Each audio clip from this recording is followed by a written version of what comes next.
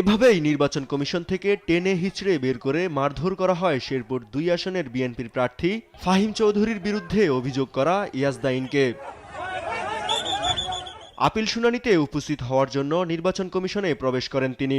সেখান থেকে বের করেই তার উপর হামলা করা হয়। বাংলাদেশের নাগরিক হিসাবে এই জন্য আমি একটা রিট করছি যে ফাহিম চৌধুরী যে নাগরিকত্ব, দ্বৈত নাগরিকত্ব, এটা সঠিক কিনা, এটা আমি বাংলাদেশের সংবিধানের অনুযায়ী সুপ্রিম কোর্টে মহামান্য হাইকোর্টের আইনজীবীর মাধ্যমে রিট করছি।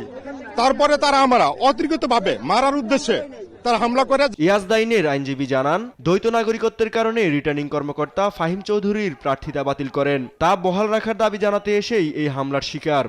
একজন প্রার্থী ৩ জন ব্যক্তি নিয়ে ঢুকবেন, 3 জন লোক নিয়ে ঢুকবেন, কিন্তু এখানে দেখা যাচ্ছে যে তার সম্ভবত 25 থেকে 30 জন লোক আছে। 25 থেকে 30 জন। এখন কমিশন, এখানে নির্বাচন কমিশন আমাদেরকে আইনজীবী হিসেবে আমরা আসছি, আমাদের যদি নিরাপত্তা দিতে না পারে প্রার্থীদের বা অভিযোগ, এখানে পুরো বিষয়টা ওপেনলি হবে, ওনারা এখানে আমাদেরও নিরাপত্তা দিতে পারছে না, এটা আসলে খুবই আশঙ্কাজনক।